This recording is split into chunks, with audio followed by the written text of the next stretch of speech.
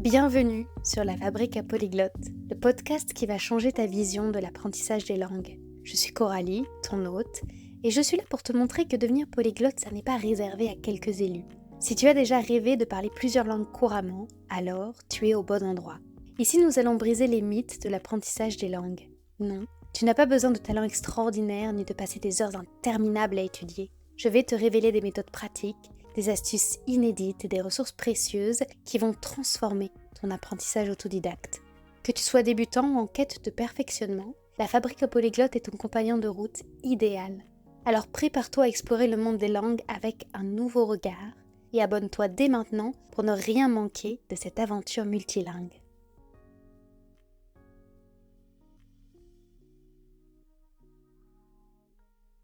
Pourquoi s'intéresser à Tim Ferriss quand on apprend des langues ? Je vais répondre à cette question, mais d'abord, pour ceux qui ne sont pas familiers de ce nom, qui est Tim Ferriss ? Tim Ferriss, honnêtement, je ne connaissais pas du tout, jusqu'à ce que j'entende régulièrement son nom cité dans bon nombre de contenus que je consulte, dans des domaines variés, enfin variés vous me direz, l'organisation, la productivité, le journaling, le business, et plus curieux encore, dans la bouche de polyglottes. Donc par exemple, j'ai retrouvé son nom dans beaucoup d'articles du blog Intelligent Change, que j'ai pas mal lu, je pense, l'an dernier. Il est aussi présent dans les contenus d'une femme que j'aime beaucoup qui s'appelle Amy Lentino. Je crois que c'est pas la première fois que je parle d'elle. Et je le disais aussi donc dans la bouche de plusieurs polyglottes. Et je vais faire tomber le suspense. Tim Ferriss, c'est un entrepreneur américain, un auteur, un investisseur et un podcasteur renommé. Il est très connu pour un livre que vous connaissez peut-être, qui s'appelle The 4-Hour Workweek, la semaine de 4 heures, dans lequel il partage des conseils sur la productivité, l'efficacité et puis comment on gère son style de vie. C'est aussi l'auteur de livres à succès dans le même style, The 4-Hour Body, le corps en 4 heures et The 4-Hour Chef, être chef en 4 heures, qui couvrent respectivement les domaines de la santé et de la cuisine. En plus de son activité d'écriture, il anime le podcast The Tim Ferriss Show, où il interviewe des personnalités influentes dans plein de domaines, avec des entretiens qui sont assez axés sur les stratégies et astuces des invités pour maximiser leur efficacité et réussir dans leurs domaines respectifs. C'est aussi, je le disais, l'investisseur de plusieurs startups. Ça, c'est une partie de lui que je connais extrêmement peu. Et c'est donc un homme qui recherche l'efficacité maximale, et au niveau de l'apprentissage des langues, on en a plutôt besoin. Je ne prône pas l'efficacité maximale pour absolument tout, parce que je sais que, des fois, prendre le chemin le plus long pour arriver à un endroit, ça peut être mieux.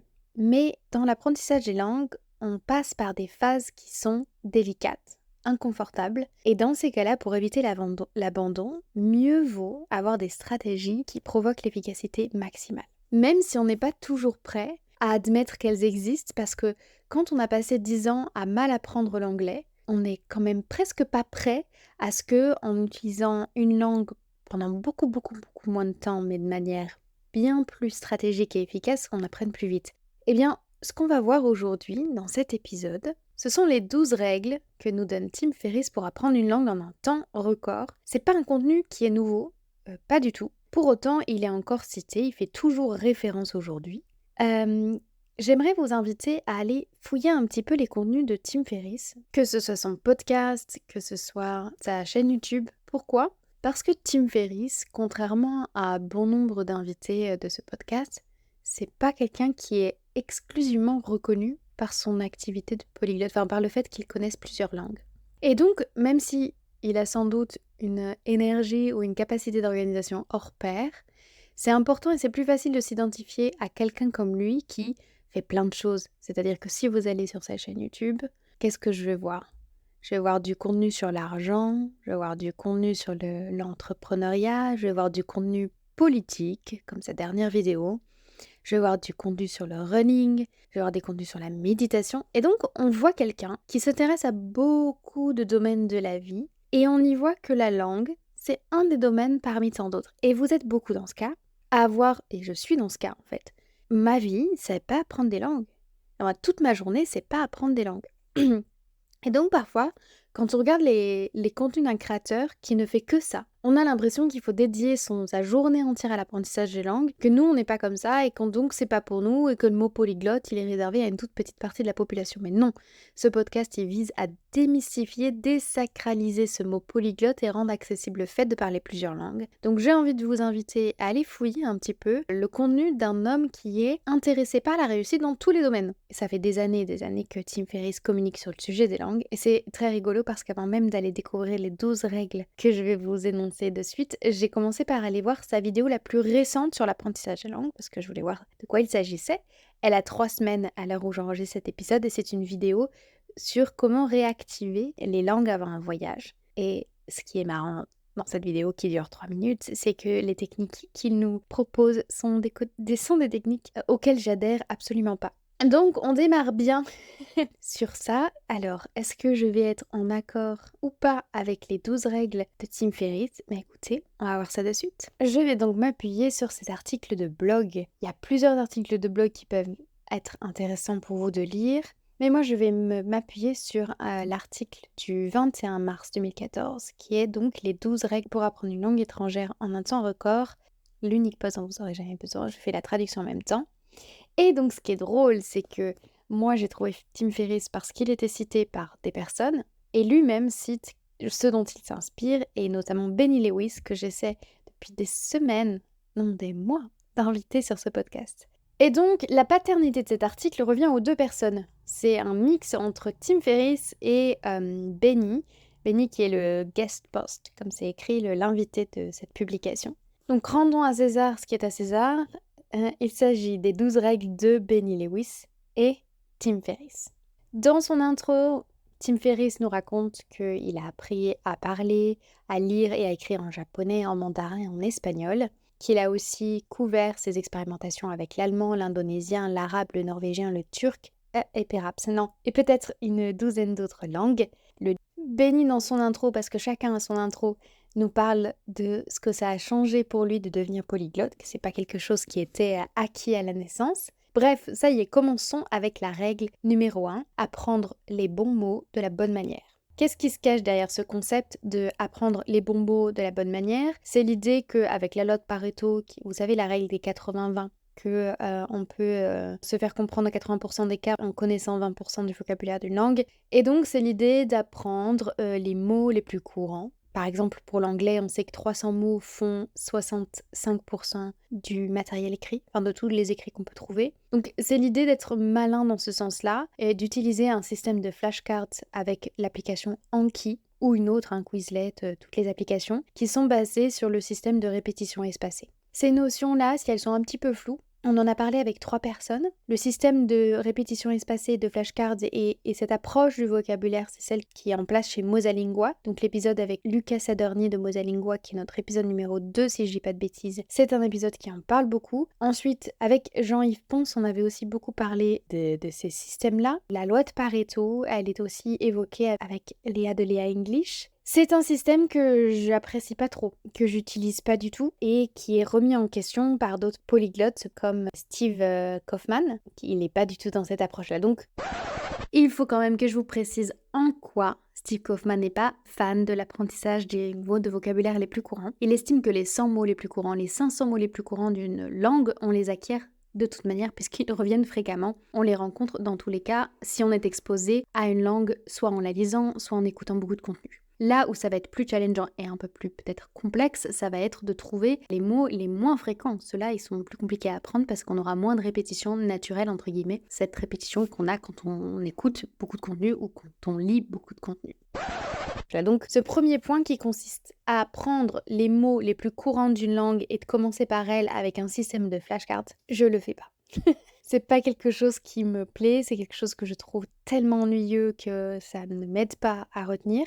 En revanche, j'utilise des applications de vocabulaire pour booster mon apprentissage. Je fais pas de l'apprentissage en contexte à 100%, mais avec des applications qui utilisent des phrases et qui insèrent ces phrases dans des petites histoires. Donc on n'est pas du tout sur la même approche. Règle numéro 2. Cognates. Je sais pas ce que c'est en fait. Apprenez les cognas, vos amis dans chaque langue. Alors, on parle souvent de attention, il y a des faux amis, espérer en français, esperar en espagnol, c'est pas du tout la même chose, machin. Eh ben, les Konya. Écoutez, je sais même pas si je prononce bien. Je découvre un mot, hein. Eh bien, ce serait l'inverse. Ce serait les vrais amis. C'est-à-dire tous les mots du français qu'on retrouve dans la langue anglaise, qu'on retrouve dans les langues... Enfin bref. Dans toutes les langues, il y a des transferts. Donc, c'est l'idée de te dire que tu as déjà une base de connaissances assez importante dans la langue que tu apprends. Et encore une fois, c'est pas du tout quelque chose que je trouve pertinent d'apprendre consciemment ces choses-là. Bref, voilà. Je vois pas l'intérêt. Attendez. Je vais voir pourquoi ils nous disent de faire ça parce que je comprends pas. Non, mais j'avais bien compris. Les gars se font des listes de mots et ils commencent par utiliser ces mots-là quand ils apprennent une langue. Ah ouais, mais moi j'utilise pas du tout le système de flashcards. Ça m'intéresse pas du tout comme règle. Donc personnellement, je l'apprendrai pas, mais elles peuvent vous aider, hein. L'idée, c'est pas de dire Coralie a absolument raison, elle est en train de donner son avis, et puis Tim Ferriss, il a faux. Non, c'est deux approches différentes des langues. Moi, quand j'apprends avec le système qui ressemble plutôt à la philosophie de Steve Kaufman, mais encore plus avec celle de Pablo Roman, c'est pas du tout une approche qu'on a. Donc voilà, Tim Ferriss, il est toujours dans l'optimisation absolue. Mais je vais sans doute apprendre des choses de lui, hein, avec la règle numéro 3. Le nom de cette troisième règle, c'est interagis avec la langue quotidiennement sans voyager. Ça oui, la quotidianité ou le fait d'apprendre tous les jours, c'est important. Là, je mets un oui majuscule souligné 3 fois en rouge et même surligné en jaune. Donc là, dans ce passage, il nous donne des ressources sur YouTube, des listes de choses à faire pour lire et tout ça. Et il nous dit qu'on peut aussi télécharger des plugins pour Chrome. Enfin bref, des petites techniques que moi je donne aussi personnellement au niveau de l'immersion dans le Polyglot Booster qu'on a mis en place. Donc oui, cette règle-là de faire quelque chose de quotidien, et de rendre quotidien sa pratique et d'en faire des habitudes, c'est évidemment quelque chose qui participe grandement du fait qu'on puisse devenir polyglotte. La quatrième règle, c'est Skype today for daily spoken practice. C'est la même chose que la 3, hein. Les gars, ils se sont pas foulés, hein, parce que en gros, c'est aussi l'idée parler et interagir tous les jours. Donc, eux, ils disent qu'il c'est important de parler en direct avec un natif. Oui, c'est important de parler en direct avec des natifs. À l'époque, c'était Skype, donc lui, il nous donne comme solution pour ceux qui ont besoin de trouver des natifs d'utiliser Italki. Depuis, il y a plein d'autres plateformes qui se sont développées et on peut même trouver des natifs via des plateformes gratuites de mise en relation entre partenaires de langue comme Tandem ou HelloTalk. Donc aussi, parler tous les jours, c'est quelque chose que je vais vous encourager à faire grandement. Point numéro 5, épargnez votre argent, les meilleures ressources sont gratuites. Non, je suis pas d'accord avec ça. Je pense qu'on peut trouver beaucoup de choses gratuitement et mettre en place par exemple son système de pratique de l'écoute avec des ressources complètement gratuites grâce aux plateformes d'écoute de podcasts, grâce à YouTube, ça oui.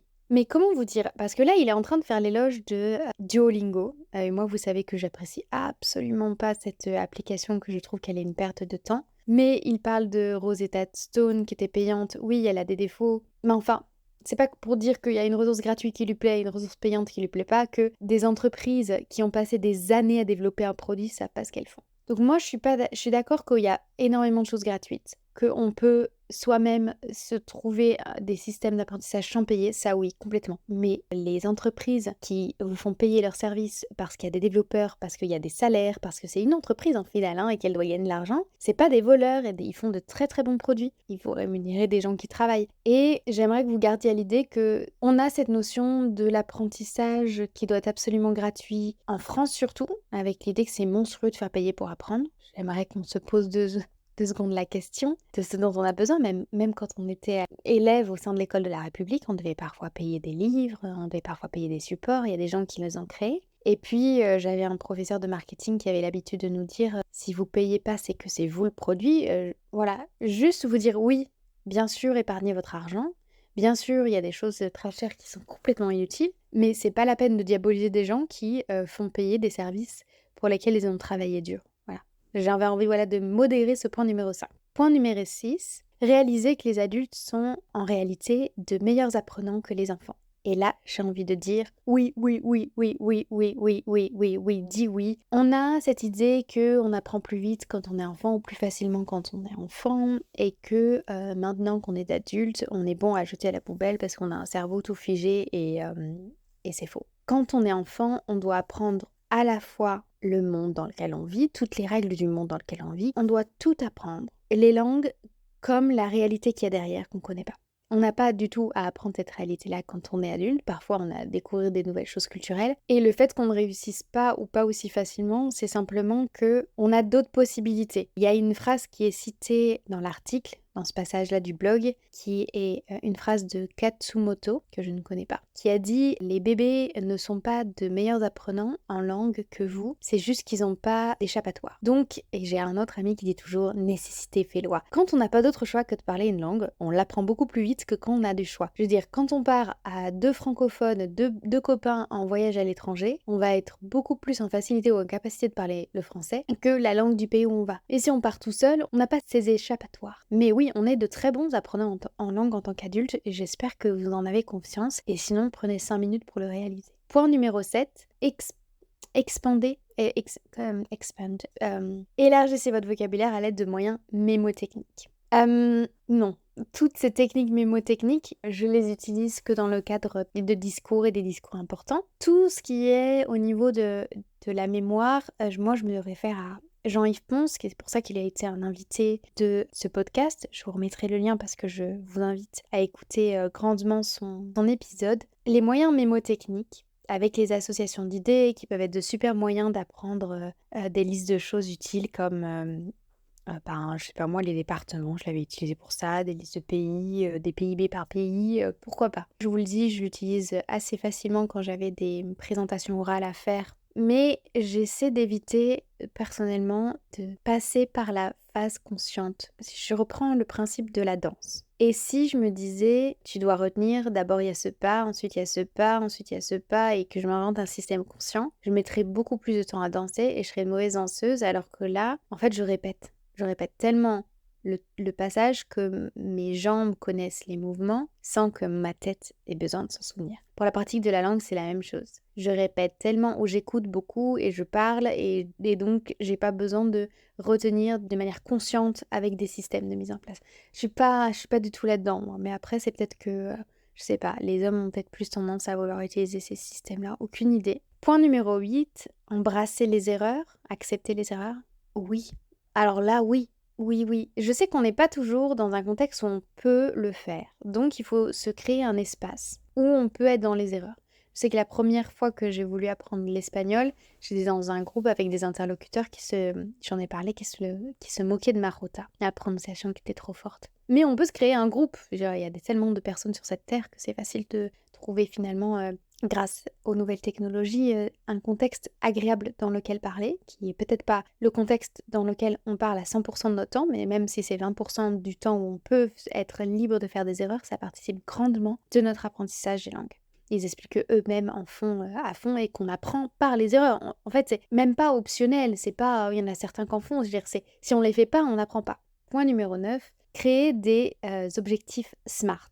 Oui, tout le système que nous, on défend aussi dans le Polyglot Booster, c'est de créer des objectifs SMART. SMART, c'est un acronyme pour spécifique, des objectifs spécifiques, mesurables, ambitieux, atteignables et fixés dans le temps. Pourquoi c'est important? Parce que souvent, on a des envies qui sont très vagues. Oui, je veux parler telle langue, je veux parler couramment telle langue. Mais cet objectif nous paraît tellement grand qu'on n'arrive pas à réaliser ce que ça implique, ce que ça implique aujourd'hui. Là, moi, dans ma journée, qu'est-ce que je peux faire pour me rapprocher de cet objectif? Si on met en place des objectifs beaucoup plus précis comme je veux être capable de gérer mes réunions avec nos partenaires allemands et ensuite de répondre à brûle-pourpoint aux sessions de questions-réponses post-réunion, eh ben là on va de suite savoir ce qu'il nous faut. Est-ce que je réussis à gérer une réunion d'une heure, enfin une présentation d'une heure, une présentation de 5 minutes? Quel est le vocabulaire qui me manque? Est-ce que j'ai tout le vocabulaire pour parler précisément et techniquement de mon domaine professionnel, la partie culturelle? Donc tout ça, c'est quelque chose d'hyper essentiel parce que ça évite qu'on passe notre temps à reporter parce qu'en fait, vous savez, une des causes de la procrastination, c'est quand la situation est floue et qu'on ne sait pas comment faire et qu'on est débordé, qu'on se sent dépassé. Donc pour éviter que vous vous sentiez dépassé par un objectif qui vous paraît énorme et ingérable, c'est important de se fixer des objectifs. Point numéro 10, jump from faites le saut d'un niveau conversationnel B1 à un niveau de maîtrise C2. Mais je comprends pas d'ailleurs qu'il parle des règles de Tim Ferriss, puisqu'en fait c'est un peu les règles de Benny. Après c'est Benny qu'on voit partout dans les dans cet article. Faudrait que je renomme cet épisode de podcast. Donc Benny nous dit que le stage, n'importe quoi, Coralie traduit bien, l'étape B2, elle est fun parce qu'on peut socialiser, on peut avoir tous les types de conversations possibles qu'on souhaite. Mais ensuite, pour atteindre les niveaux C1 et C2, ce qui est nécessaire, ce dont on a besoin, c'est très différent que ce qui nous a amené au niveau B2. Parce qu'il va falloir lire de la presse, par exemple, lire des posts de blog, mais techniques. En fait, il va falloir faire d'autres choses et la lecture y joue un grand rôle, notamment. Voilà pourquoi il nous fait la liste de plein de journaux différents. Ensuite, il nous parle des shows télévisés qu'on peut regarder parce que c'est plus difficile de regarder des shows télévisés et aussi il en sélectionne des qui ont des niveaux culturels et linguistiques plus élevés. Le passage va pas beaucoup plus loin, si ce n'est qu'il faut changer et adapter ses ressources. Donc oui, changer, adapter ses ressources, ça, of course, mon ami. Mais c'est vrai qu'il nous parle pas trop de comment, après, on améliore grammaticalement. Mais c'est sans doute au niveau de la lecture. Point numéro 11. Apprends à sonner plus comme un natif. Ouais, moi je suis pas d'accord que ce soit forcément un objectif de sonner comme un natif ou d'être pris comme un natif. Mais c'est sans doute parce qu'on n'a pas les mêmes approches linguistiques. Pourquoi ? Comme j'utilise la méthode naturelle, donc j'ai l'impression que je vous dis tout le temps la même chose. Dites-moi si je vous saoule avec ça. Dites-moi si vous ne pouvez plus entendre le nom de Steven Krashen. Je vous en prie, dites-le moi. Mais dans la méthode naturelle qui consiste à écouter beaucoup, beaucoup, beaucoup, beaucoup, pour apprendre une langue comme on a appris la langue enfant, c'est-à-dire en écoutant. Et en utilisant le plus rapidement possible des contenus natifs et des contenus authentiques, déjà on sonne comme un natif entre guillemets parce que on n'apprend pas... Voilà, si moi j'apprends, comme j'apprends par exemple l'espagnol avec des espagnols et avec des vidéos de femmes espagnoles qui parlent sur YouTube, et c'est pas des femmes qui sont à la télévision, c'est des femmes qui parlent comme dans leur vie de tous les jours. Bien sûr, on a une diction un petit peu plus particulière quand on fait des vlogs que dans la vraie vie, mais du coup, j'ai pas besoin de me dire ah mais attends, en fait, il y a l'espagnol des journaux télé qui est pas l'espagnol de la rue, mais en fait, si déjà tu es malin dans ta sélection de ressources, dans ta sélection d'activités, dans ce que tu pratiques, c'est pas quelque chose qui a besoin de nécessiter un effort supérieur ou supplémentaire parce que ça fait déjà partie de ton intégration. Ensuite, il parle de l'accent et de l'intonation. Quand tu apprends en écoutant des personnes et en les regardant, c'est pour ça que moi j'ai toujours au niveau débutant de regarder des vidéos pour voir les mouvements de bouche. Eux, ils font des trainings, des moments où ils s'entraînent. Je le fais un petit peu avec le close shadowing. On en avait parlé avec Marion de Clap Français. Eux, ils vont dire la première chose à faire, c'est de travailler ton accent et ensuite, c'est de travailler l'intégration culturelle et sociale. C'est des choses qui doivent être intégrées dès le début. C'est-à-dire que si tu apprends avec une logique d'immersion, avec du contenu authentique, c'est-à-dire du contenu qui est déjà créé pour des natifs, pas besoin de travailler ça à part. Point numéro 12, deviens un polyglotte. Il nous dit, Benny, ce post, il a été très détaillé sur comment on atteint la maîtrise d'une langue, mais l'objectif ultime en réalité, c'est de parler plusieurs langues et l'idée, c'est que tu puisses répéter le processus plusieurs fois. Et je te recommande de te concentrer sur une langue à la fois jusqu'à ce que tu atteignes un niveau intermédiaire. Tu peux le faire en plusieurs mois, voire plus, et après, parler cette langue pour le reste de ta vie, et ça requiert pour ça de la pratique, de l'amélioration et de vivre ta vie à travers cette langue aussi souvent que tu le peux. Alors là, je vais dire oui, bien sûr. Il a plein de livres qu'il a créé, Benny, sur Fluent in 3 Months, et c'est quelqu'un qui a cette approche avec l'idée de parler le plus tôt possible. Donc là, je vais dire oui, absolument. Son point 12, c'est aussi un grand oui. C'est de dire, concentre-toi sur une langue à la fois, mets des systèmes en place pour maintenir des langues, et dis-toi que c'est accessible à tous de devenir polyglotte. Donc, écoutez, c'est pas que je suis déçue, mais je m'attendais à... Est-ce que j'ai découvert des choses? Non. Mais après, en même temps, ça fait des années que je lis du contenu sur l'apprentissage des langues. Disons que c'est un très bon point de départ quand on n'a pas de stratégie sur l'apprentissage des langues, mais je crois qu'il s'est un peu emballé, notre Tim Ferriss, The Only Post You'll Ever Need, le seul poste dont tu auras jamais besoin. L'immersion à la maison tous les jours, ça oui. Je veux dire, globalement, c'est des bons conseils. Voilà. C'est juste que j'ai trouvé qu'il manquait de mettre une emphase sur l'écoute. Voilà, il y a pas un mauvais conseil. Je vous ai juste partagé mon point de vue à la lecture en direct. Voilà, j'ai crash testé un article. Enfin, c'est pas crash testé. Et ce que je peux vous dire, c'est que du coup, ne vous arrêtez pas à un seul article. Modérez peut-être Là, vous lisez ces 12 articles peut-être et vous dites: «OK, je vais appliquer les méthodes de Tim Ferriss» parce que Tim Ferriss, c'est quand même quelqu'un qui s'y connaît dans l'optimisation, qui s'y connaît dans la réussite, qui a acquis des langues difficiles à acquérir. Le japonais, le mandarin, c'est des langues très difficiles, notamment le mandarin. L'espagnol, pour un anglophone, c'est une langue qui est pas si évidente que ça à maîtriser. Il les maîtrise, je veux mettre en place un système. OK. Vous le mettez en place et vous vous rendez compte au bout de 6 mois que, il y a des choses à ajuster. Et bien là, regardez d'autres ressources. Regardez Steve Kaufmann qui a une autre approche. Écoutez d'autres personnes, peut-être écoutez les contenus de Luca Lampariello qui va apporter la BDT Bidirectional Translation, la transition bidirectionnelle. Voilà, complétez petit à petit votre vision de l'apprentissage et vos stratégies. En réalité, c'est ce que vous allez retrouver ici sur la Fabrica Polyglotte, hein. Si vous écoutez régulièrement des entretiens, des interviews qui y sont, écoutez, j'espère en tout cas que ça vous aura motivé d'abord à aller découvrir le monde multitalent, multi-intérêt de Tim Ferriss. Peut-être que vous allez découvrir d'autres de ses articles, parce qu'il a beaucoup écrit, hein. Je vous ai pris un de ses articles parmi tant d'autres. J'espère que ça vous aura motivé, que ça vous aura donné envie de creuser le sujet. Et nous, on se retrouve très bientôt. Et si vous voulez récupérer tout le savoir concentré de la Fabrica Polyglotte, encore une fois, j'en parle quand même parce que c'est notre petit bébé, on a le Polyglot Booster, donc vous pouvez avoir plus d'infos dans la description de cet épisode. Merci d'avoir écouté cet épisode de la Fabrica Polyglotte jusqu'à la fin. J'espère sincèrement qu'il a été enrichissant pour toi. Si c'est le cas, j'ai une faveur à te demander. Pour soutenir notre communauté polyglotte grandissante, pourrais-tu prendre un instant pour attribuer 5 étoiles à ce podcast sur ta plateforme d'écoute et le partager autour de toi? Ton soutien, c'est la clé de la longévité de ce podcast. Je te remercie chaleureusement pour ce geste et en attendant notre prochain rendez-vous, je te souhaite d'incroyables conversations en langue étrangère, mais surtout, reste curieuse, reste curieux.